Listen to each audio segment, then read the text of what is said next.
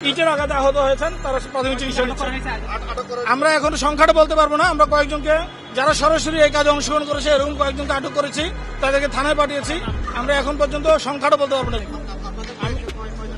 আমাদেরও আগামী 7 জানুয়ারি জাতীয় সংসদ নির্বাচন।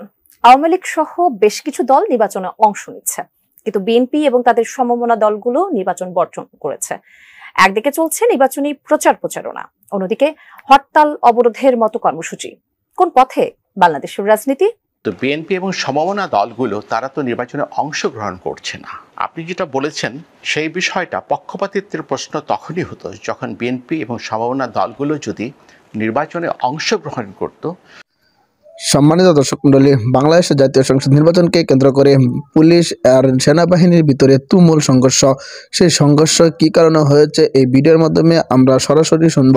সম্মানিত দর্শক, এদিকে আবার বিএনপিকে নির্বাচনে আসার জন্য আহ্বান জানিয়েছেন নির্বাচন কমিশন। নির্বাচনের কমিশনের সুর কিন্তু নরম হয়ে গিয়েছে। এই বিএনপির কর্মসূচি দেখে একের পর এক কর্মসূচি পালন করে যাচ্ছে। এই বিষয়গুলো দেখে এবার ভয় পেয়েছেন মনে হয় নির্বাচন কমিশন বিএনপিকে নির্বাচনে আসার জন্য কি বলেছেন বিস্তারিত এই ভিডিওর মাধ্যমে আপনারা দেখতে পারবেন। অত্যন্ত গুরুত্বপূর্ণ ভিডিওটি না টেনে সম্পূর্ণ ভিডিও দেখার অনুরোধ রইল। চ্যানেলে নতুন হয়ে থাকলে সাবস্ক্রাইব করে পাশে থাকবেন। সম্মানিত দর্শক, ভিডিওতে একটি লাইক দিয়ে দেখতে থাকুন সম্পূর্ণ ভিডিওটি। আহত হয়েছেন, তারা প্রাথমিক চিকিৎসা নিচ্ছেন। আমরা এখন সংখ্যাটা বলতে পারবো না। আমরা কয়েকজনকে যারা সরাসরি এই কাজে অংশগ্রহণ করেছে এরকম কয়েকজনকে আটক করেছি, তাদেরকে থানায় পাঠিয়েছি। আমরা এখন পর্যন্ত সংখ্যাটা বলতে পারবো না। আমাদেরও 4-5 জন আমার দেখা মধ্যে আমার চোখের সামনে 4-5 জনকে আমরা পাঠিয়েছি। আমি ভুল ঘটনাটা আমার এই পাশে একটা জিনিস আছে, আবার আপনারা আমাদের মৌচাকি আছে, আপনারা জানেন। 2 পাশ থেকে আমরা কাজ করে এখন রাস্তা ক্লিয়ার করেছি। আমাদের উল্লেখযোগ্য সংখ্যক পুলিশ সদস্য আহত আছে। পুরো মিছিলটাকে ডিসপার্স করে দেওয়া হয়েছে।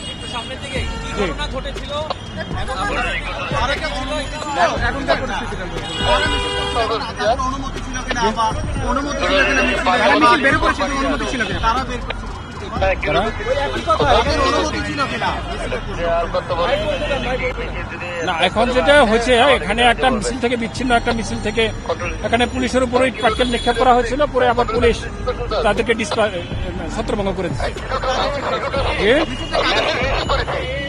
এটা আমরা যতটুকু মনে করতেছি যে জামাত শিবিরের মিছিল হতে পারে। জামাত শিবিরের কোনো মসজিদের অনুমতি নেই।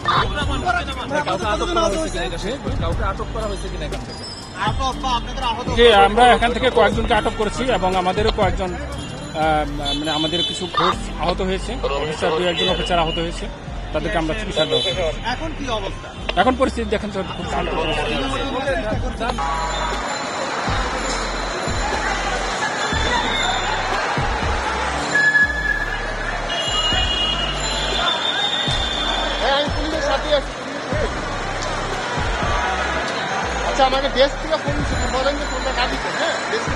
আগামী 7 জানুয়ারি জাতীয় সংসদ নির্বাচন।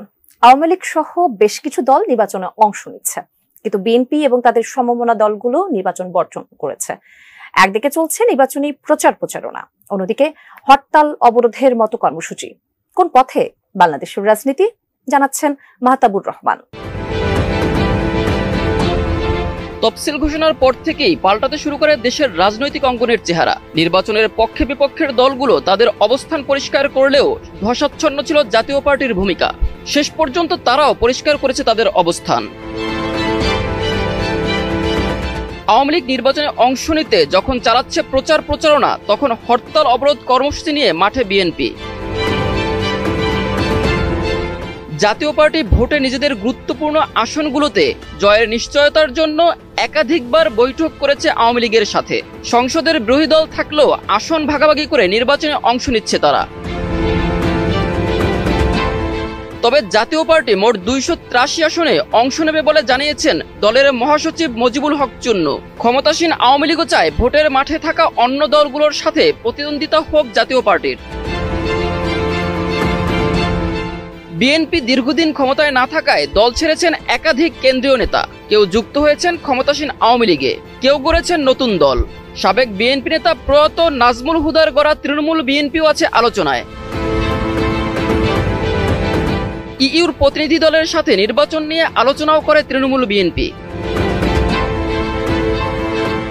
দীর্ঘ 15 বছর আওয়ামী লীগের সাথে যুক্ত থেকে জাতীয় পার্টি খানিকটা স্বকীয়তা হারিয়েছে বলে মনে করেন রাজনৈতিক বিশ্লেষকরা। তাদের পর্যবেক্ষণ, ক্ষমতাসীন আওয়ামী লীগের অনুকম্পার উপর নির্ভর করে দ্বাদশ জাতীয় সংসদ নির্বাচনে অংশ নিচ্ছে তারা।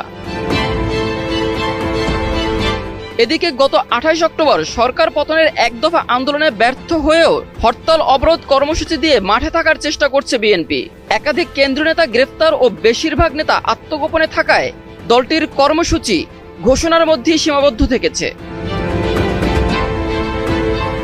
আওয়ামী লীগ 298 আসনে তাদের প্রার্থী তালিকা ঘোষণা করলেও নির্বাচনে সকল দলকে যুক্ত করতে 14 দলের শরিকদের 6টি আসন ও জাতীয় পার্টিকে 26টি আসন সহ মোট 32টি আসন থেকে প্রার্থিতা প্রত্যাহারের ঘোষণা দিয়েছে।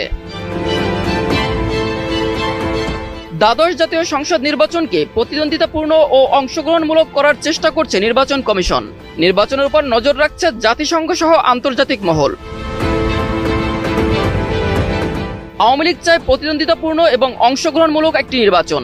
নির্দলীয় সরকারের অধীনে নির্বাচনের দাবিতে অনড় রয়েছে বিএনপি। জাতীয় পার্টির চাওয়া কিছু আসনে জয়ের নিশ্চয়তা, সেই সঙ্গে সংসদের প্রধান বিরোধী দলের স্বীকৃতি। সব মিলিয়ে বাংলাদেশের রাজনীতি কি সঠিক পথে থাকছে?